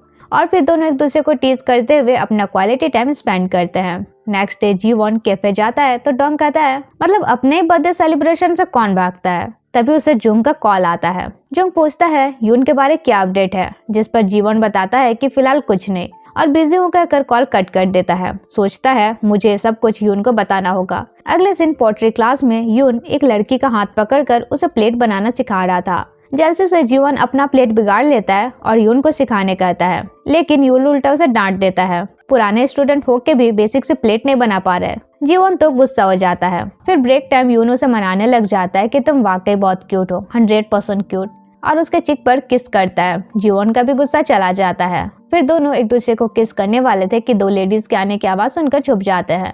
उधर एक लेडी दूसरी को बताती है कि मेरी एक नीस है, बिल्कुल जीवन के टाइप की है। मैंने जीवन को उसके बारे बताया था, उसने ये तो नहीं कहा कि वो इंटरेस्टेड है, पर मना भी नहीं किया। अब ये सुनकर यून अपसेट हो जाता है। जीवन एक्सप्लेन करता है कि कुछ भी ऐसा नहीं है, मैं तो उस लड़की से मिला भी नहीं हूँ। यून स्माइल करता है और उसे हक करता है। अगले दिन जीवन थोड़ा रेस्ट कर रहा था। यून आकर धूप से उसके फेस को कवर करता है। जीवन पूछता है, तुम्हें कैसे पता मैं यहाँ हूँ। यून कहता है, जनरली इसी टाइम तुम लॉन्ड्री के लिए यहाँ आते हो। फिर दोनों अपनी फैमिलीज के बारे में बातें करते हैं। जीवन बताता है कि उसके डैड के साथ उसके बहुत सारी अच्छी मेमोरीज है। वहीं यून थोड़ा अपसेट होते हुए बताता है कि उसके डैड उसे बेटे से ज्यादा एक डिसाइपल की तरह ट्रीट करते थे। जीवन कंफर्ट फील कराने के लिए उसे टीज करता है। फिर कहता है मैं अपने फ्रेंड से मिलने सियोल जाना चाहता हूँ। यून थोड़ा जेलस होते हुए कहता है ओके। जीवन कहता है जेलस फील कर रहे हो? तब यून उसे हक कर लेता है और कहता है तुम जो चाहो वो कर सकते हो। अगले दिन जीवन अपने फ्रेंड से मिलता है, पार्टी सार्टी चलता है, जिसके बाद एक लड़की जीवन से कहती है यार तुम इतने डम कैसे हो सकते हो? स्कूल टाइम में तुम्हें लाइक करती थी, पूरे स्कूल में सबको पता था सिवाय तुम्हें छोड़कर। बाय द वे अभी किसी को डेट कर रहे हो या नहीं? जीवन बताता है डेट तो कर रहा हूँ पर थोड़ा सा परेशान हूँ, मैंने अनइंटेंशनली झूठ बोल दिया है। अब अगर सच बता दूं तो शायद वो मुझे देखना तक ना चाहे। लड़की कहती है तुम हमेशा से ऑनेस्ट रहे हो और वैसे भी झूठ के बलबूते पर कोई रिलेशनशिप ज्यादा देर नहीं टिकता। पार्टी के बाद सब निकलते हैं। बाहर यून ऑलरेडी जीवन का वेट कर रहा होता है। वो देखता है कि जीवन की फ्रेंड उसे चिपकी हुई है तो दोनों को अलग करता है और जीवन को ले जाता है। जीवन पूछता है तुम यहाँ क्यों हो? वो कहता है तुम्हारे आने का वेट नहीं हो रहा था तो मैं खुद ही आ गया। जीवन कहता है मुझे तुमसे कुछ इंपॉर्टेंट बातें करनी है, कहीं और चले? तब यून उसे एक एक्सपेंसिव रेस्टोरेंट ले जाता है जहाँ इत्तेफाक से यून का एक्स भी था। उसका एक्स यून को उसके रियल नाम से बुलाता है और बातें करने लगता है, जिस पर यून उसे ये कहकर जाने कहता है कि मैं झूठ बोलने वालों के साथ बातें करना पसंद नहीं करता। बंदा चला जाता है। यून जीवन से कहता है मेरा नाम सुनकर शॉक्ड रह गए, लेकिन भाई वो क्या जाने, जीवन तो अलग ही टेंशन में था। असली नाम तो उसे वैसे भी पता था। वो नर्वस इस मैटर पर था कि जब उसका झूठ यून जानेगा तो क्या होगा। खैर घर आकर यून उसे बताता है कि उस बंदे का नाम इनो है, मेरा एक्स है। मैं कोरिया के फेमस पेंटर सियोनगुक का बेटा हूँ। 5 साल से मैं इनो के साथ रिलेशनशिप में था और हमारी रिलेशनशिप अच्छी भी चल रही थी, पर मुझे नहीं पता था वो मेरे डैड से कांटेक्ट बनाने के लिए मेरा यूज कर रहा है। इसलिए उसके बाद से मुझे किसी पर ट्रस्ट नहीं होने लगा। सॉरी, ये सब बातें मुझे पहले ही बता देनी चाहिए थी। जीवन कहता है कोई नहीं, हर कोई किसी न किसी रीजन से झूठ बोलता है, सॉरी बोलने की जरूरत नहीं है। यून कहता है वैसे तुम क्या बताने वाले थे? जीवन तो नर्वस होकर बस पिए जाता है और ड्रंक हो जाता है। यून उसे सुला देता है। तब जीवन अपना शर्ट खोलने लगता है। यून तुरंत उसे होल्ड बैक करने कहता है। तब जीवन उसे हक करके सॉरी कहने लगता है। यून उसे टाइटली हक करके कहता है अभी सो जाओ, बाद में बताना। नेक्स्ट मॉर्निंग यून की नींद खुलती है तो देखता है जीवन घर पे नहीं है। वहीं जीवन तो मिस्टर जुंग से मिलने जाता है और कहता है मैं स्टॉकिंग का काम आगे नहीं करना चाहता, जरूरत पड़ी तो कंपनी से रिजाइन भी कर दूंगा और मैं यून को सब सच बताने वाला हूँ। जुंग कहता है अगर तुम उसे सब सच बताओगे तो नेक्स्ट टाइम वो कॉन्ट्रैक्ट में साइन ही नहीं करेगा। जीवन कहता है डोंट वरी, मैं उसे कहूंगा ये मेरा आइडिया था, कंपनी का नहीं, मगर मुझसे पहले तुम उसे कुछ मत बताना। फिर वो घर आ जाता है। तब यून पूछता है कहाँ गए थे, तुम्हारा मोबाइल ऑफ क्यों है? जीवन कहता है सॉरी, स्विच ऑफ हो गया था। कल रात तुम कंटिन्यूअसली सॉरी बोल रहे थे और सुबह गायब थे। तुम्हें आइडिया भी है मैं कितना परेशान हो गया था। जीवन उसे हक करते हुए सॉरी कहता है। सीन चेंज होता है और वो फूड लेकर भट्टी जाता है, जहाँ यून का फ्रेंड उसे कहता है थैंक्स यून को वापस से इस फील्ड में कम बैक कराने के लिए। फिर जीवन यून के पास जाता है। यून कहता है क्या मैं हेलुसिनेट हो रहा हूँ कि मेरा लवर यहाँ है? जीवन कहता है नहीं ये सच है, लेकिन क्या मैंने तुम्हें डिस्टर्ब किया? यून उसे हक करते हुए कहता है आनियो। फिर कहता है अब तो फील हो रहा है जैसे रिचार्ज हो रहा हूँ। जीवन कहता है अच्छा ठीक है चलो अब कुछ खा लो। तभी कुछ देर में उसका टैक्सी आ जाता है तो यून कहता है तुम जाओ, मैं जल्दी जल्दी काम खत्म करके जाऊंगा। जीवन चला जाता है मगर अपना फोन ले जाना भूल जाता है। तभी उसके फोन में मिस्टर जुंग का कॉल आता है। यून रिसीव करता है तो जुंग कहता है मैं यून के वर्कशॉप पर हूँ। यून तो जुंग को यहाँ देखकर काफी हैरान होता है। जुंग बताता है कि तुम तो जानते हो कंपनी के चेयरमैन पिछले 2 सालों से तुम्हें ढूंढ रहे हैं। फाइनली जीवन के थ्रू हमें तुम्हारे बारे पता चला। यून डिटेल्स में सब बताने कहता है तो जुंग बताता है कि कुछ प्रॉब्लम्स की वजह से जीवन सस्पेंड हुआ था और ब्रेक लेने ट्रिप पर गया था। वहीं उसने तुम्हें देखा और हमसे कांटेक्ट किया। चेयरमैन ने उसे ऑर्डर दिया था कि अगर वो तुम्हें एक्सक्लूसिव कॉन्ट्रैक्ट के लिए मना ले तो उसकी जॉब वापस मिल सकती है, इसलिए वो तुम्हारे साथ रहकर तुम्हारी इन्फॉर्मेशन देता था। ये सब जानकर यून काफी हर्ट हो जाता है। कुछ देर बाद वो जीवन के प्लेस पहुंचता है, जहां देखता है वो जॉब के लिए रिज्यूम बना रहा है। जीवन कहता है कुछ कंपनीज रिक्रूटमेंट पोस्ट निकाल रही है तो वहीं ट्राई करूंगा। यून पूछता है अपनी पुरानी कंपनी में वापस क्यों नहीं जा रहा है? मैं हेल्प कर सकता हूँ। उस कंपनी में मेरी खुद की एग्जीबिशन गैलरी है, चेयरमैन से भी मेरी कॉन्टेक्ट है। जीवन मना कर देता है और कहता है कि वो खुद ट्राई करेगा। यून उसका मोबाइल वापस देते हुए कहता है ठीक है रेस्ट करो, और ऐसा कहकर चला जाता है। जीवन सोचता है ये इतना अपसेट क्यों था। तभी यून वापस आकर उसे सीधा बेड पर पिन करता है। कहता है मिस्टर जुंग ने मुझे सब कुछ बता दिया, कब तक मुझे बेवकूफ बनाते रहोगे? अपनी जॉब पाने के लिए तुम मुझसे क्लोज आए, मेरा भरोसा जीते और मैं बेवकूफ की तरह तुम्हारे प्यार में पड़ भी गया। जीवन कहता है मुझ पर भरोसा करो, मेरा इंटेंशन गलत नहीं था।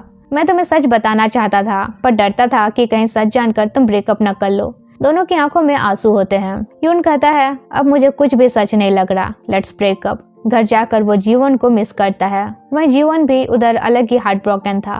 खैर नेक्स्ट डे वो शॉप जाता है, जहाँ डोंग से पता चलता है कि यून कुछ दिनों तक शॉप पर नहीं आएगा। जीवन पोट्री क्लास जाता है, भट्टी पर जाता है, यून के घर तक पहुंचता है, पर कहीं भी यून नहीं मिलता। घर के बाहर उसे एक लैंप गिरा हुआ दिखता है। उसे याद आता है कि यून ने कहा था उसने उसके बर्थडे गिफ्ट के लिए एक लैंप बनाया है। जीवन उस लैंप को लेकर अपने रूम आ जाता है और काफी अपसेट होता है।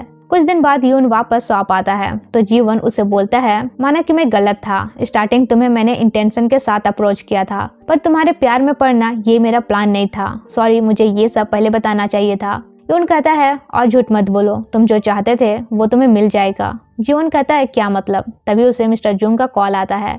यून उसे कॉल पिक करने कहता है। जुंग बताता है कि यून कॉन्ट्रैक्ट साइन करने के लिए रेडी हो गया है तुम्हारी वजह से, इसलिए चेयरमैन ने तुम्हें जॉब वापस ज्वाइन करने को कहा है। यून कहता है यही मेरी लास्ट काइंडनेस और पनिशमेंट दोनों है, आई होप तुम्हें गिल्ट फील हो। उधर होटी डोंग के सामने प्रकट होता है तो डोंग उसे दफा होने कहता है। होटी कहता है 1 महीने के लिए डेट करो, दफा हो जाऊंगा। तभी जीवन आकर रोने लगता है। डोंग पूछता है यून ने तुम्हें कुछ बोला क्या? उसे तो मैं छोड़ूंगा नहीं। जीवन कहता है नहीं, उसे कुछ मत बोलो, मैंने ही उसे झूठ कहा था। अब वो सियोल चला जाता है और हर दिन डोंग को मैसेज करके यून के बारे ही पूछता है। एक दिन वो उसका मैसेज पढ़ ही रहा था कि पीछे से होट्टी आकर उसे टीज करता है। डोंग उसे दूर रहने कहता है, जिस पर वो कहता है हाँ रहूंगा ना, अगर 1 महीने के लिए डेट करोगे तो।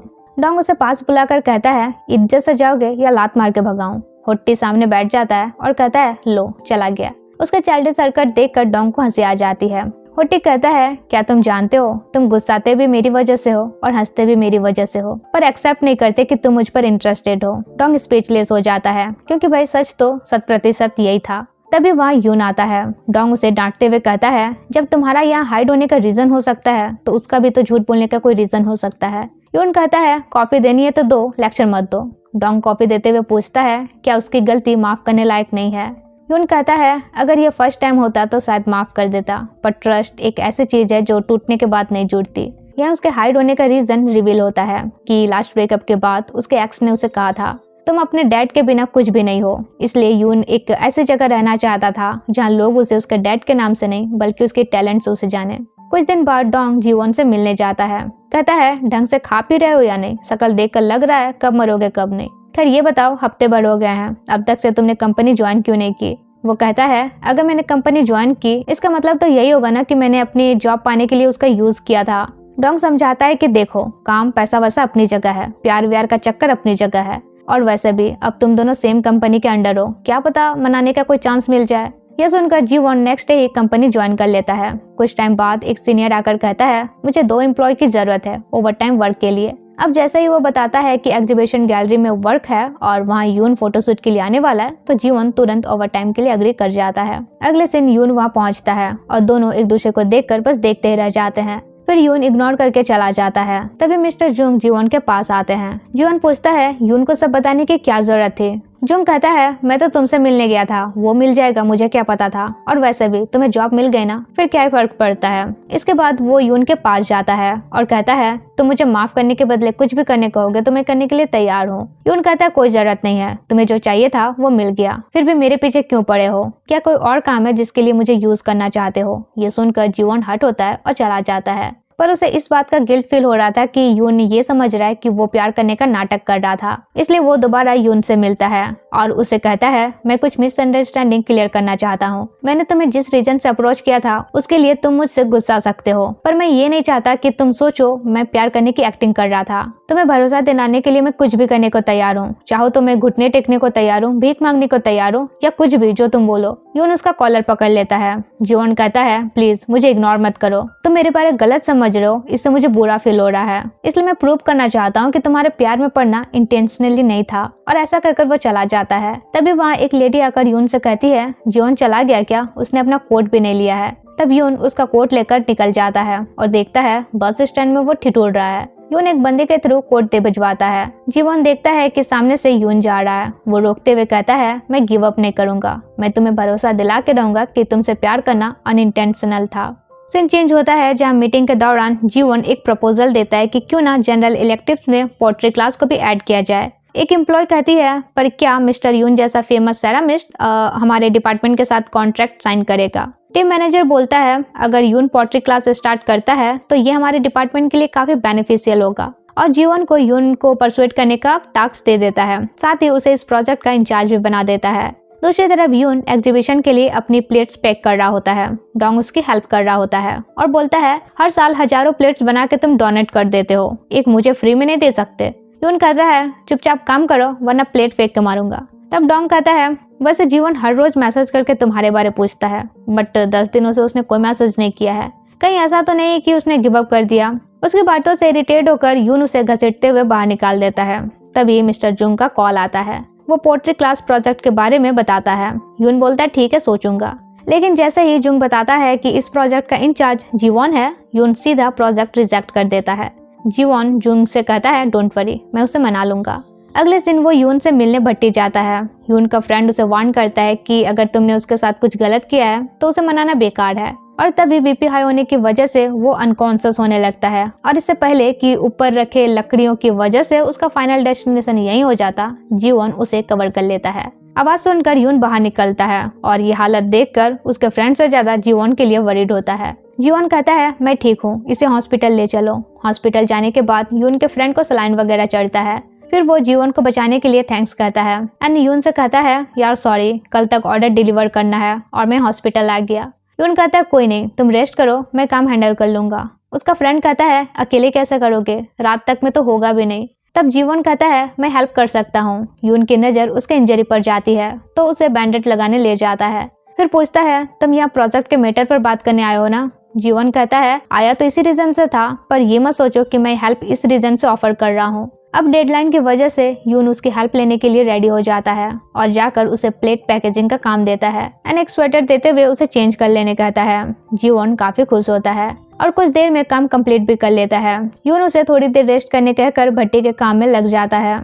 जीवन उसे रोकते हुए कहता है, डायरेक्ट लकड़ी मत डालो वरना फिर जल जाओगे। यून को लगता है कि जीवन उसकी इसलिए केयरिंग कर रहा है क्योंकि उसे प्रोजेक्ट के मैटर पर बात करनी है। तब वो कहता है, चलो इस प्रोजेक्ट पर बात कर लेते हैं, इस मैटर के लिए आए हो ना? जीवन गुस्सा से जाने लगता है, कहता है, मैं कितना भी कोशिश कर लूं तुम मेरी बातों पर ट्रस्ट करोगे ही नहीं क्योंकि तुम ट्रस्ट करना ही नहीं चाहते। सॉरी, पर कुछ पाने के बदले मैंने तुम्हारी हेल्प नहीं की। और सोचता है एक तरफा प्यार कितना क्रेजी होता है। अगले दिन उसकी नींद खुलती है तो देखता है यून भी रेस्ट कर रहा है। वो धीरे से कहता है, मैं तुमसे नफरत करना चाहता हूँ पर क्या करूँ, तुम्हें लाइक करने से खुद को रोक नहीं पा रहा, और उसे किस करके चला जाता है। वहीं यून तो बस सोने की प्रिटेंड कर रहा था। नेक्स्ट डे जीवन बीच पर जाकर अपने फ्रस्ट्रेशन निकालता है। तब यून के भट्टी वाले फ्रेंड का कॉल आता है। कहता है, परसों क्रिसमस ईव है तो मेरी वाइफ डिनर पार्टी में तुम्हें इनवाइट करना चाह रही है। डोंग और होट्टी भी आएंगे। यून की मीटिंग है बट वो आने की कोशिश करेगा। ये जानकर जीवन भी हाँ कह देता है। नेक्स्ट डे यून अपने फ्रेंड को पिक करने हॉस्पिटल जाता है, जहाँ फ्रेंड कहता है, तुम अब भी जीवन की केयर करते हो, साफ दिखता है, फिर ये नौटंकी क्यों? फिर कहता है, कल जब मैं गिरा था मैं कम्प्लीटली बेहोश नहीं हुआ था। मैंने सुना तुम मुझसे ज्यादा उसकी फिक्र कर रहे थे। मुझे पता है तुम उसके बिना नहीं रह सकते, लेकिन क्या उसकी गलती इतनी बड़ी है कि तुम उसे माफ नहीं कर सकते? कभी कभी पास्ट के पेन को भूलकर आगे बढ़ना ही सही होता है। यून वो मोमेंट याद करता है जब जीवन ड्रंक होकर उसे बस सॉरी बोल रहा था। दूसरी तरफ होट्टी की मॉम डोंग को कुछ फूड ले जा देती है। डोंग याद करता है जब एक रात वो अपने डैड से मार खाकर बाहर बैठा हुआ था। होट्टी की मॉम आकर बोलती है, आज फिर तुम्हारे डैड ने तुम्हें मारा ना? कोई बात नहीं, नो मैटर तुम्हें लड़कियां पसंद हो या लड़के, मैं हमेशा तुम्हारे साथ रहूंगी, तुम भी मेरे बेटे जैसे हो। इसी रीजन से डोंग होट्टी को डेट नहीं करना चाहता था ताकि उसकी मॉम हट ना हो। खैर उनके जाने के बाद होट्टी वहाँ पहुँचता है और डोंग को अपसेट देकर पूछता है, क्या हुआ? डोंग पूछता है, एक बात बताओ, उस टाइम तुमने इतनी केयरलेस बाइक क्यों चलाई थी, जबकि तुम हमेशा किसी एक्सीडेंट या फाइटिंग से बचते थे ताकि तुम्हारे स्विमिंग पर कोई इफेक्ट न पड़े? होट्टी कहता है, उस वक्त जब तुम सियोल चले गए तो तुम्हें देखे बिना मैं पागल होने लगा था। मुझे अपनी फीलिंग्स समझ नहीं आ रही थी कि जिसे मैं बचपन से भाई मानता आ रहा हूँ उसके लिए मुझे रोमांटिक फीलिंग्स क्यों आ रही है। मैंने सोचा अगर मैं अपनी लाइफ को झंड बना दूं तो कभी तुमसे लव कन्फेशन करने का मन भी करे तो एम्बैरेसिंग की वजह से ना कर पाऊं।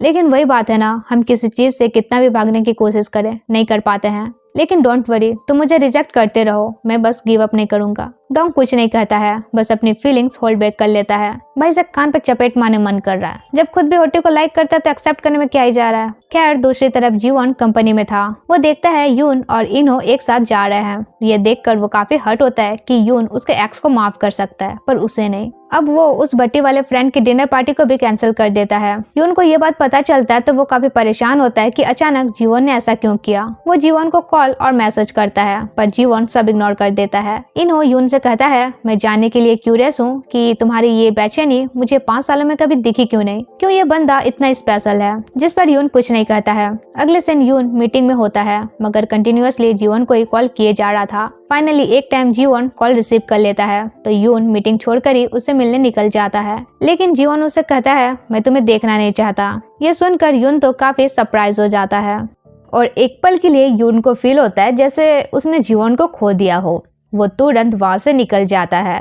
रास्ते में जीवॉन को देखकर उसे रोक लेता है। कहता है, अचानक तुम मुझे देखना क्यों नहीं चाहते। जीवॉन कहता है, अच्छा ही है ना, तुम तो यही चाहते थे।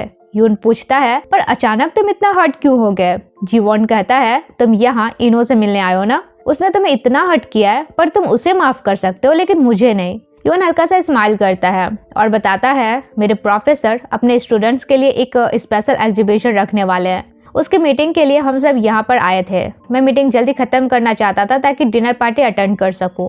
इसलिए इनो के साथ सेम टैक्सी लेना पड़ा, लेट ना हो जाऊं इसलिए। फिर कहता है, इस एग्जीबिशन तक मुझे इनो के साथ काम करना होगा पर अब वो मेरे लिए इम्पोर्टेंट नहीं है। फिर कहता है, लास्ट टाइम तुमने कहा था अगर मैं तुम्हें माफ कर दूं तो तुम कुछ भी करने के लिए रेडी हो जो मैं कहूँगा। जीवन बोलता है, हाँ चाहो तो मैं जॉब छोड़ने के लिए तैयार हूँ या कंपनसेशन देने के लिए भी तैयार हूँ। बस इतना मत करना कि मैं तुमसे दूर चला जाऊँ। मुझे सिर्फ कभी कभी तुम्हें देखने रहने की परमिशन दे दो।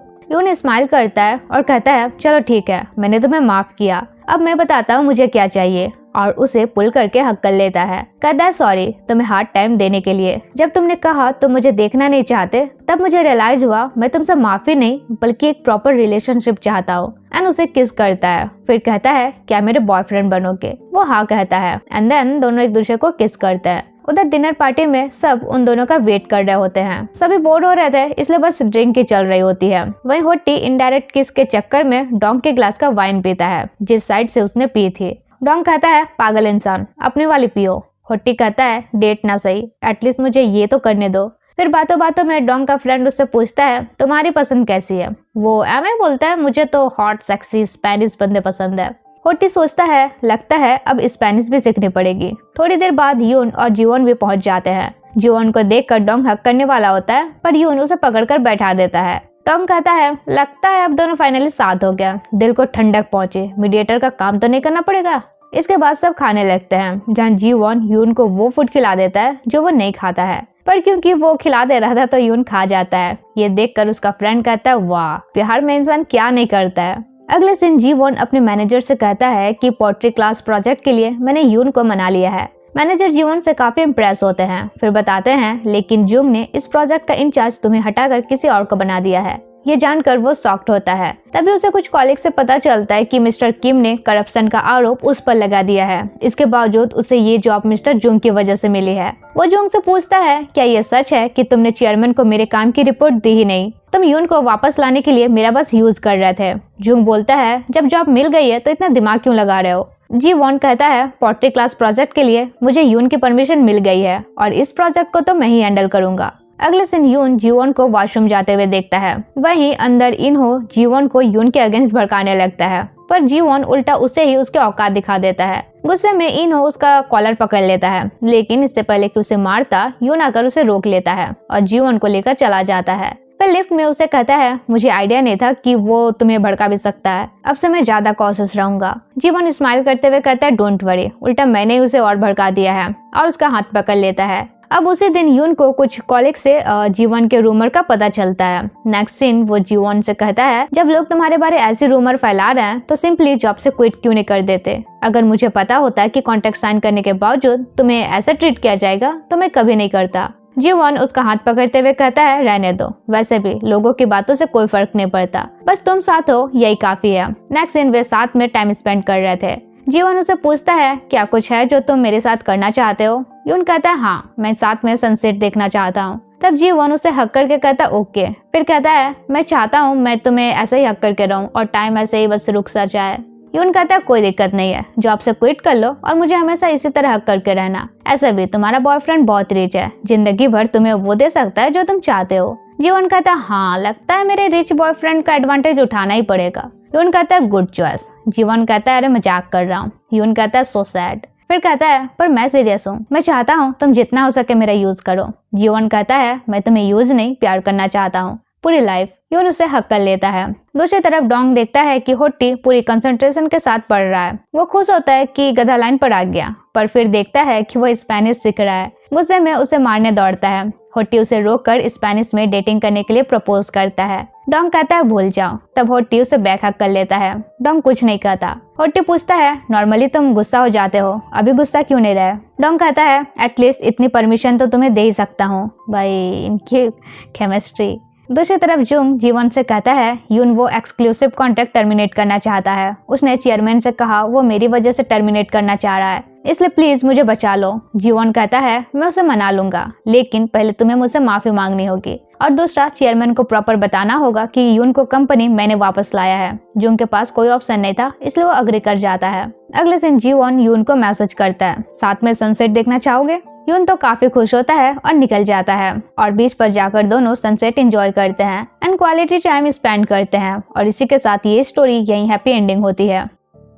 वैसे स्टोरी तो यही एंड हो जाती है, पर मुझे स्ट्रॉन्ग फीलिंग आ रही है कि तुम्हें होट्टी और डोंग की स्टोरी समझ नहीं आई होगी, इसलिए मैं उनकी साइड स्टोरी भी एक्सप्लेन कर रही हूँ। वैसे ये एक्सप्लेनेशन तुम सबके लिए बोनस है। कमेंट में थैंक्स कहना मत भूलना और लाइक भी कर देना नहीं किया हो तो, क्योंकि ये एक्सप्लेन करने का इरादा नहीं था बट कर रही हूँ।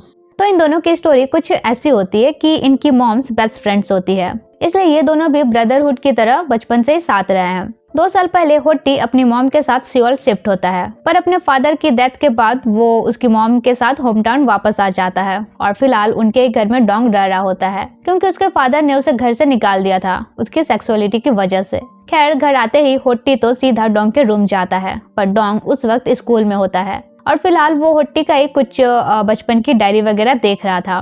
तभी होट्टी उसे मैसेज करता है घर कब आ रहे हो, मैं घर आ चुका हूँ। वो तुरंत घर आता है, जहाँ होट्टी अचानक उसके सामने आकर उसे डराई देता है। डोंग उसे देखकर काफी खुश होता है पर सो नहीं करता। उधर डोंग की मॉम होट्टी की मॉम से कहती है मैं कुछ दिनों में डोंग को यहाँ से ले जाऊंगी, मैं नहीं चाहती हूँ कि तुम दोनों उसकी वजह से अनकंफर्टेबल फील करो। होट्टी की मॉम कहती है डोंग भी मेरे बेटे जैसा ही है, इसलिए वो यहाँ जब तक चाहे रह सकता है। वही होट्टी का ध्यान तो बस डोंग पर ही था। वो डोंग के रूम में जाकर बस उसे हर एंगल से देखता रहता है। नेक्स्ट दिन होट्टी डोंग के स्कूल में एडमिशन ले लेता है और दोनों साथ स्कूल जाते हैं। स्कूल पहुंचते ही डोंग अपने फ्रेंड्स के साथ चला जाता है, जो देखकर होट्टी को अच्छा नहीं लगता। अगले दिन स्विमिंग क्लब के सीनियर कुछ जूनियर्स को डांट रहे थे लेट आने की वजह से, जिनमें होट्टी भी था। एक सीनियर उससे कहता है तुम डोंग के भाई हो ना, ट्रांसफर स्टूडेंट। होट्टी चिढ़ते हुए कहता है मैं उसका भाई नहीं हूँ। दूसरा सीनियर कहता है सीनियर से ऊंची आवाज में बात कर रहे हो, डोंग के भाई नहीं होते तो जाते कम से। नेक्स्ट सीन डोंग काफी लेट घर पहुंचता है तो होट्टी पूछता है कहाँ थे इतनी देर। वो कहता है स्टडी कर रहा था। सुनकर वो थोड़ा रिलैक्स होता है। फिर कहता है कल स्विमिंग कंपटीशन है और उसे अपने परफॉर्मेंस देखने आने कहता है मैं तुम्हें फर्स्ट प्लेस लाकर दिखाऊंगा। लेकिन बेचारा कंपटीशन नहीं जीत पाता है तो रोने लगता है। डोंग उसे कंफर्ट फील कराता है कि जितना चाहो रो सकते हो, मैं किसी को नहीं बताऊंगा। फिर उसका रोना धोना खत्म होने के बाद दोनों घर के लिए निकलते हैं। डोंग उसे टीज करता है कि रो रो के आंखें सूज गई है तुम्हारी। होट्टी फिर रोमांसू सा हो जाता है। ये देखकर डोंग हंसने लगता है कि एकदम क्राई बेबी हो। होट्टी के फेस में तुरंत स्माइल आ जाती है। कहता है फाइनली तुम हंसे। अगले दिन होट्टी एक्सरसाइज कर रहा होता है और ना चाहते हुए भी डोंग उसे सीक्रेटली देख रहा था। जब अपनी फीलिंग्स वो होल्ड बैक नहीं कर पाता तो बाहर चला जाता है। होट्टी भी कुछ देर में उसके पीछे आ जाता है और कहता है वाओ, स्कूल प्रेसिडेंट होने का अलग ही फायदा उठा रहे हो, पूरा रूम तुम्हारा। डोंग कहता है चुपचाप बैठना है बैठो वरना जाओ। तब होट्टी उसकी एक डायरी उठा लेता है, लेकिन इससे पहले कि वो डायरी खोलता डोंग आकर डायरी छीन लेता है। फिर होट्टी एक मेटा फिलोसफी बुक उठाता है और कहता है क्या तुम ये सब पढ़ते रहते हो। डोंग पूछता है अगर एक दिन में बग बन गया तो क्या तुम मुझे पहचानोगे। होटी कहता है तुम बग बनो या ग्रास या कुछ भी, मैं तुम्हें पहचान लूंगा। डोंग के फेस में स्माइल आ जाती है और उसे स्माइल करता देख होटी खुश हो जाता है। कुछ देर बाद दोनों घर के लिए निकलते हैं। रास्ते में बारिश होने लगती है तो दोनों बारिश एंजॉय करते हैं। फिर अचानक डोंग से पूछता है तुम अब मुझे मेरे नाम से क्यों बुलाते हो, मुझे भाई क्यों नहीं कहते। होटी कोई जवाब नहीं देता और उसके कपड़े से पानी निचोड़ने लगता है। दोनों की आई कांटेक्ट होती है और भाई माहौल ऑकवर्ड सा बन जाता है। नाइट में भी बारिश हो ही रही थी और डोंग इस वजह से सो नहीं पा रहा था। उसे उसके डैड की मार याद आने लगती है। वो होटी को बताता है जब भी बारिश होती है उसे इसी तरह बेचैनी होती है। होटी उसे कंपनी देने के लिए उसके बगल में सो जाता है और पूछता है पहले तो ऐसा तुम्हें कुछ नहीं होता था। तब डोंग उसे बैकहक करके सब बताने लगता है। वहीं डोंग की ब्रीदिंग होटी फील कर पा रहा था और इसी बीच जब डोंग का पैर उसके पैर से टच हो जाता है तो होटी सोचता है यार एक स्टेप और बढ़ाना ये तो मैं अपना कंट्रोल खो दूंगा। अब वो कंफ्यूज होने लगता है कि डोंग के साथ ये कैसी फीलिंग थी। वो डोंग से पूछता है तुम्हारी कोई गर्लफ्रेंड क्यों नहीं है। डोंग कहता है तुम्हें इससे क्या मतलब, तुम्हारी क्यों नहीं है। फिर देखता है उसके हाथ से फ्रूट्स का रस टपक रहा है तो वो हटा देने लगता है। होटी उसके इस टच से इरिटेट हो जाता है। उसे समझ नहीं आता है कि भाई ये कैसी फीलिंग्स है। इसी बीच स्कूल की एक बंदी उसे डेटिंग के लिए प्रपोज करती है। अब यार ये कंफ्यूजन स्टेज था तो वो अग्री कर जाता है मगर उस लड़की पर कभी इंटरेस्ट नहीं दिखाता है। इवन जब भी डोंग को देखता है उसे देखकर डोंग के साथ चलता बनता है। एक दिन वो अपनी बंदी के साथ था और तभी उसे डोंग का मैसेज आता है कि अंडे खरीद के लाना। अब वो अपने बंदी को छोड़कर अंडे लाने चला जाता है तो गर्लफ्रेंड उसकी धुलाई करके ब्रेकअप कर लेती है। बाद में डोंग पूछता है किससे पिटा के आए हो। वो बताता है अंडे लेने के चक्कर में जीएफ से पिटा गया। डोंग के फेस में हल्की सी स्माइल आ जाती है। नेक्स्ट दिन डोंग को पता चलता है कि आज स्विमिंग क्लास ऑफ है तो वो खुश होता है कि होटी के साथ घर जाएगा मगर देखता है कि एक और लड़की होटी को प्रपोज कर रही है और वो उसे भी हाँ कह देता है।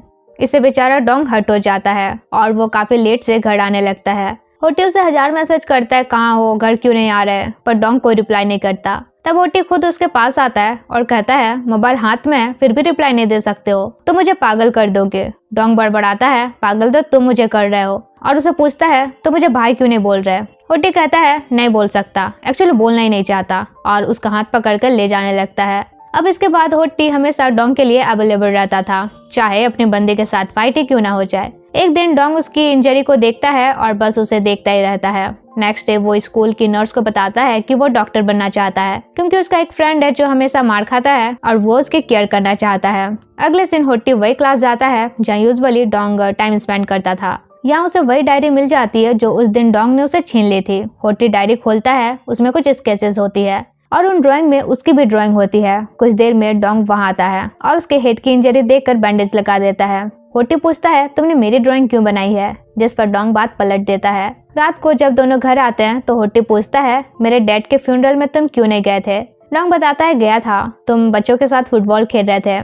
फिर कहता है मुझे पता है अंकल के जाने के बाद तुम काफी लोनली फील करते हो, इसलिए अगर कभी तुम्हें किसी चीज की जरूरत हो मुझे बताना, मैं पूरी करने की कोशिश करूंगा। होटी कहता है कोई नहीं, वो छोड़ो, कल तुम्हारा बर्थडे है, कहीं सेलिब्रेट करने चले। तो नेक्स्ट डे डोंग उसे बीच पर ले जाता है और बताता है बचपन में वो अपने बर्थडे के दिन अपने पेरेंट्स के साथ यहीं आया करता था। तभी डोंग की मॉम उसे कॉल करके कहती है तुम्हारे डैड घर पर नहीं है, बहुत दिन से तुम घर नहीं आए हो, आ जाओ। होटी कहता है मेरे लिए अफसोस करने की जरूरत नहीं है, तुम जाओ, आंटी वेट कर रही होंगी, बस घर जल्दी आना, यहाँ भी सेलिब्रेशन होगा। फिर नाइट में वो बढ़िया सा डेकोरेशन भी कर लेता है। थोड़ी देर बाद होटी की मॉम देखती है डोंग अच्छा खासा पिटा कर बाहर बैठा हुआ है। वो समझ जाती है कि फिर से उसके डैड ने उसकी धुलाई की है। वही होटी उसे इस कंडीशन में देखकर आग बबूला हो जाता है कि किसकी मजाल जो डोंग पर हाथ उठाए। उसकी मॉम उसे रोकते हुए कहती है फिलहाल डोंग की इंजरीज पर मेडिसिन लगा दो।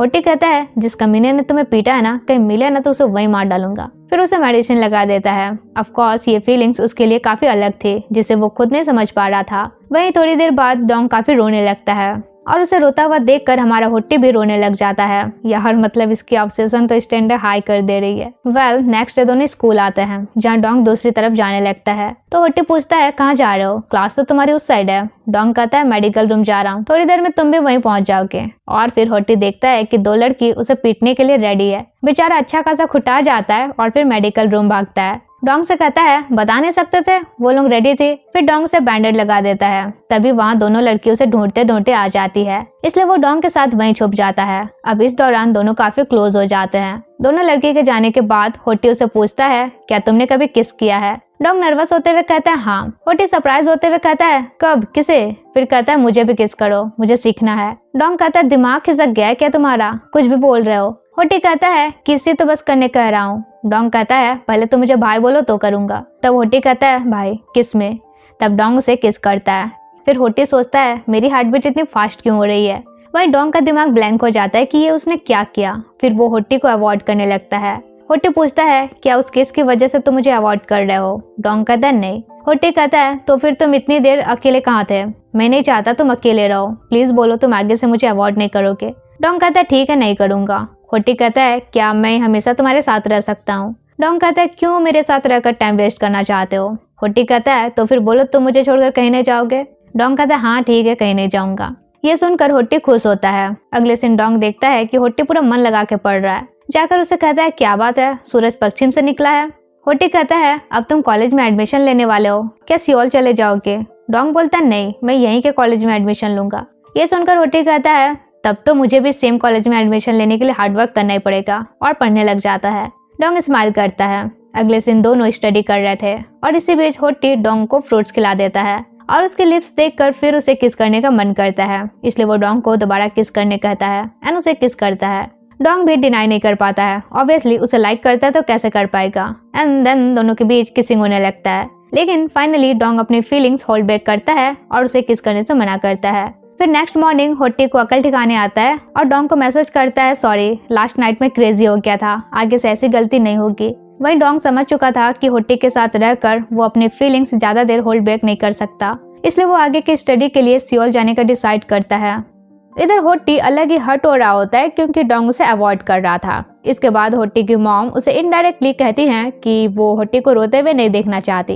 एक्चुअली वो जानती थी कि होटी पर डोंग का काफी इन्फ्लुएंस है, अगर डोंग हर्ट होगा तो होटी भी होगा। इसलिए डोंग कहता है डोंट वरी, मैं कॉलेज की पढ़ाई सियोल में करूंगा। नेक्स्ट दिन वो लेट नाइट घर आता है तो होटी पूछता है कब तक मुझे अवॉइड करने वाले हो, प्लीज मुझे माफ कर दो, मैं दोबारा ऐसा कभी नहीं करूंगा। डोंग बिना कुछ बोले अंदर चला जाता है और सोचता है मैं तुम्हें लाइक करना स्टॉप कर दूंगा, इसी में सबकी भलाई है, पर मुझे समझ नहीं आ रहा मैं तुम्हें लाइक करना कैसे स्टॉप करूं। कुछ दिन बाद वो होटी को एक रेस्टोरेंट बुलाता है जहाँ होटी उसके लिए एक सनफ्लावर ले जाता है। तो ये फ्लावर देखकर डोंग के फेस में स्माइल आ जाती है। बाद में होटी उसे पूछता है तो तुमने मुझे माफ किया ना। डोंग कहता है मुझे भाई कहा करो, मैं माफ कर दूंगा। होटी उसे अपना मफलर पहनाते हुए कहता है इसके अलावा जो बोलोगे वो करने को तैयार हूँ, पर भाई नहीं बोलूंगा। डोंग कुछ नहीं कहता और फिर वे बीच पर थोड़ी मस्ती करते हैं। फिर डोंग होटी की कुछ फोटो खींचता है एंड साथ में भी दोनों फोटो सोटो खिंचाते हैं। इसके बाद वे एक बुक स्टोर जाते हैं जहाँ उनकी मुलाकात जीवॉन से होती है, पर इस वक्त जीवॉन उनके लिए स्ट्रेंजर होता है। कुछ देर बाद डोंग देखता है कि होटी वहीं सो गया है तो वो उसके बगल में बैठ जाता है। दोनों का मोबाइल स्विच ऑफ कर देता है ताकि उन्हें कोई डिस्टर्ब न करे। धीरे धीरे होटी उसके शोल्डर पर सो जाता है। तब डोंग उसका हाथ पकड़ लेता है और स्माइल करता है। फिर कुछ देर बाद वो भी सो जाता है। होटी की जब नींद खुलती है तो ये देखकर वो काफी खुश होता है। दिन बीतता है और एक दिन डोंग होटी का हेयर ट्राई कर देता है। होटी कहता है तुम कॉलेज में एडमिशन लेने वाले हो, सो सैड, अब मुझे अकेले स्कूल जाना होगा। कुछ दिन बाद अचानक डोंग होटी को बताता है कि मैं सियोल जा रहा हूँ, कुछ सालों तक वापस नहीं आऊंगा। होटी कहता है अचानक कैसे जा सकते हो, तुमने तो कहा था तुम यहीं रहोगे, क्या मुझे अवॉइड करना चाहते हो इसलिए जा रहे हो। मैंने कहा है ना मैं और कभी लाइन क्रॉस नहीं करूंगा। डोंग कहता है मेरे जाने का रीजन तुम नहीं मैं खुद हूँ, और जाने से पहले उसे हक करता है। दोनों की आंखों में आंसू थे और फिर डोंग चला जाता है। इसके बाद होटी चाहकर भी उसे भुला नहीं पाता है। इसी बीच उसे बचपन की एक डायरी मिलती है जिसमें डोंग ने उन दोनों के बहुत सारे मेमोरियल मोमेंट्स ड्रॉ किए होते हैं और उनमें से ज्यादातर होटी की ड्राइंग्स होती है। वो काफी फ्रस्ट्रेट होता है कि क्या डोंग भी उसके लिए सेम फील करता है, और अगर करता है तो एक्सेप्ट क्यों नहीं कर रहा। वो इतना फ्रस्ट्रेट हो जाता है कि एक दिन वो पागल जैसा फास्ट राइडिंग करने लगता है। इसी वजह से रास्ते में उसकी एक्सीडेंट हो जाती है, मगर उस वक्त भी वो डोंग के बारे ही सोच रहा था। नेक्स्ट डे डोंग को उसके एक्सीडेंट की खबर मिलती है। वो तुरंत उसे कॉल करता है। होटी कहता है मुझे छोड़कर सियोल में तो तुम बहुत खुश होगे। वही डोंग पूछता है क्या तुम हर्ट हो। होटी कहता है ऑब्वियसली, मेरा पैर टूट गया है, हर्ट तो होगा ही। डॉक्टर ने कहा है मैं और कभी स्विम नहीं कर पाऊंगा, पर तुम्हें खुश होना चाहिए। डोंग कहता है पागल हो, मैं खुश कैसे हो सकता हूँ। होटी कहता है मेरे लिए वरीड होने की जरूरत नहीं है, मैं ठीक हूँ और आगे भी ठीक रहूंगा, तुम अच्छे से रहना। वहीं हम देखते हैं डोंग ऑलरेडी हॉस्पिटल से उसे कॉल कर रहा था। होटी के सो जाने के बाद वो उसके वार्ड जाता है, उसे बस देखता है और चला जाता है। वहीं होटी को पता था वो आया हुआ है, पर वो भी कुछ नहीं कहता। कुछ सालों बाद अपनी पढ़ाई कंप्लीट करके डोंग वापस से होम टाउन आ जाता है। वहीं होटी को जब भी उसकी याद आती थी वो उस फोटोशूट प्लेस के पास बैठकर उसे याद करता था। डोंग भी आते ही सबसे पहले उसी जगह जाकर होट्टी को मिस करता है। डोंग अभी उसे मिस कर ही रहा होता है कि अचानक होट्टी उसके सामने आ जाता है। दोनों एक दूसरे को देखकर काफी खुश होते हैं और यही इनकी ये साइड स्टोरी खत्म होती है। ये ना सैड एंडिंग है ना हैप्पी एंडिंग, ये बस झूलेराम वाला एंडिंग है, क्योंकि ये उनके आगे की स्टोरी नहीं बल्कि फ्लैशबैक स्टोरी थी। तो मैं भी बस होप कर रही हूँ कि इनकी एक और सीरीज आए जिसमें दोनों की लव स्टोरी का प्रॉपर एंडिंग हो। तो मिलते हैं नेक्स्ट किसी प्रॉपर हैप्पी एंडिंग वाले सीरीज में, तब तक के लिए बाय बाय। और हाँ, ये इनकी बोनस एक्सप्लेनेशन थी तो लाइक करना मत भूलना। याद दिला दे रही हूँ फिर से, लाइक करना मत भूलना, हाइप भी कर देना। Bye bye.